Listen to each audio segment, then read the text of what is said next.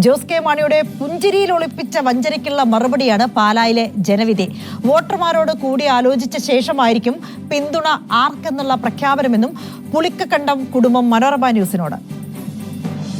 കേരള കോൺഗ്രസ് എമ്മിന്റെ ഈറ്റില്ലമെന്നറിയപ്പെടുന്ന പാലായിൽ ഈ തദ്ദേശ തെരഞ്ഞെടുപ്പിൽ അവർക്ക് അടിപതറിയിരിക്കുകയാണ്.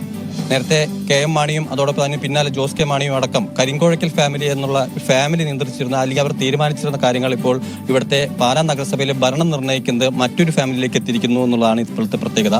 അത് പുളിക്കക്കണ്ടം ഫാമിലി. ഞങ്ങൾ ബേസിക്കലി പാലക്കാരാ, മരങ്ങാട്ടുപള്ളിയിൽ നിന്ന് വന്നതല്ല, ബേസിക്കലി പാലക്കാർ തന്നെയാണ്.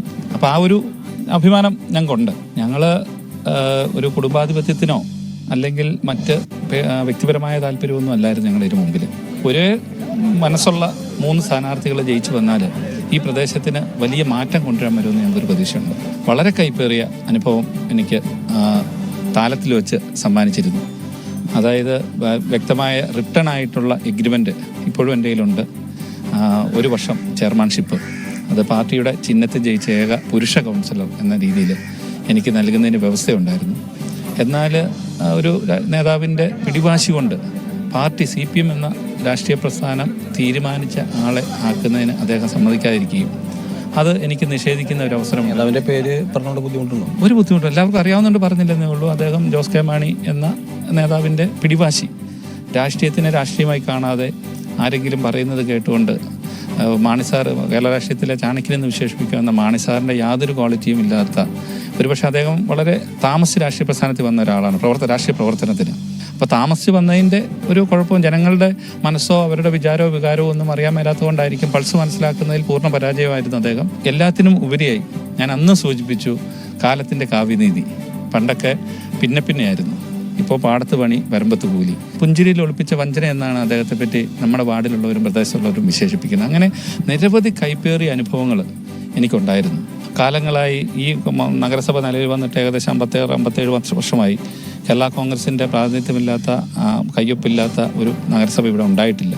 അവർക്ക് ദയനീയമായി ഇതിൽ നിന്ന് പുറകോട്ട് പോകേണ്ടി വന്നത് പാലായിലെ ജനങ്ങൾ അത് തിരിച്ചറിഞ്ഞത് കൊണ്ട് തന്നെയാണ്. പൊളിറ്റിക്സ് ഒരിക്കലും എനിക്കൊരു പുതിയ കാര്യമല്ല. അച്ഛനെ ആണെങ്കിലും വലിയച്ഛനെ ആണെങ്കിലും എൻ്റെ ഗ്രാൻഡ് ഫാദറാണ്, ഇവരെല്ലാം ഒത്തിരി വർഷങ്ങളായിട്ട് പൊളിറ്റിക്സിലുള്ള. അത് ഉറപ്പായിട്ട് അവർ വീട്ടിലിപ്പോൾ ആൾക്കാർ വരുമ്പോഴാണെങ്കിലും അവരോട് സംസാരിക്കും. ഇതെല്ലാം ഞാനും കൂടെ ഇരുന്ന് കണ്ടിട്ട് ഓരോ വാർഡ് മീറ്റിംഗ്സിനെല്ലാം പോകുമ്പോൾ ഞാനും കൂടെ എല്ലാം പോയിട്ടുള്ളതാണ്. അപ്പോൾ ഒരിക്കലും പുതിയൊരു കാര്യമല്ല. എൻ്റെ ബിനുവിൻ്റെയും കാര്യം എടുത്തു കഴിഞ്ഞാൽ ബിനു ഇപ്പോൾ സൂചിപ്പിച്ചു, ഒരു 40 വർഷത്തിലേറെ പൊളിറ്റിക്സിൽ സജീവമായിട്ടുള്ളവരാണ്. മുന്നേ സ്ഥാനാർത്ഥിയായിട്ടുണ്ട്. ഒരു കാര്യം തുറന്നു പറയും, ഈ പറയുന്ന ബിനുവായിട്ട് തന്നെ നേരിട്ട് ഞാൻ ഫൈറ്റ് ചെയ്തിട്ടുണ്ട്. അതേത് ഘട്ടത്തിൽ? 10 വർഷം മുമ്പ്. ഞാൻ ബിനുവിൽ കാണുന്നൊരു പ്രത്യേകത, ഇലക്ഷൻ വരെയേ ഉള്ളൂ ബിനുവിന് രാഷ്ട്രീയം. ഇലക്ഷൻ കഴിഞ്ഞാൽ പിന്നെ ബിനു എല്ലാവരുടെയും കൗൺസിലറാണ്. അത് രാഷ്ട്രീയത്തിലൊരു നമ്മൾ എന്താണ് എൻ്റെ സഹോദരൻ എന്ന നിലയിൽ പറയുകയല്ല, അത് തീർച്ചയായിട്ടും അംഗീകരിക്കേണ്ട ഒരു കാര്യം തന്നെയാണ്. ഇപ്പോൾ പാലാ ആര് ഭരിക്കും? 2 കക്ഷികളും ഇപ്പം ഞങ്ങളുമായിട്ട് ബന്ധപ്പെട്ടിട്ടുണ്ട്. 2 മുന്നണികളും വലിയ ഓഫറുകൾ രാഷ്ട്രീയപരമായിട്ട്. നേരത്തെ നമുക്ക് തരാൻ മടിച്ച ആളുകളും ബന്ധപ്പെട്ട 2 കൂട്ടരെന്ന് പറയുമ്പം അതുണ്ടല്ലോ. അവർ പറയുന്ന രാഷ്ട്രീയത്തിൽ സ്ഥിരമായി ശത്രുക്കളില്ല, മിത്രങ്ങളില്ല. അതൊക്കെ എനിക്കും അറിയാവുന്നൊരു കാര്യമാണ്, രാഷ്ട്രീയമായി സ്ഥിരം. പക്ഷെ ഞങ്ങൾക്ക് രാഷ്ട്രീയ പ്രസ്ഥാനമാണെങ്കിൽ പ്രസ്ഥാനത്തിൻ്റെ നിയന്ത്രണം, അല്ലെങ്കിൽ എന്നാ പറഞ്ഞ ഐഡിയോളജിക്കലായിട്ട് അവരെ ഫോളോ ചെയ്യേണ്ട ആവശ്യം, അങ്ങനെയൊക്കെ ഉണ്ട്. ഞങ്ങൾക്ക് ആ ഒരു കെട്ടുപാടുകൾ ഞങ്ങൾക്കില്ല, സ്വതന്ത്ര ഇതാണ്. പക്ഷെ ഞങ്ങൾക്ക് ഈ വലിയ ഒരു പ്രസ്ഥാനത്തോടും അല്ലെങ്കിൽ ഒരു മുന്നണിയോടും വ്യക്തിപരമായി വാളും പരിചയമായി നിൽക്കുന്ന ഒരു നേതാവിനോടുമൊക്കെ ഈ കഴിഞ്ഞ പ്രചരണ സമയത്ത് ഞങ്ങൾ വളരെയധികം ഫൈറ്റ് ചെയ്താണ് കയറി വന്നത്.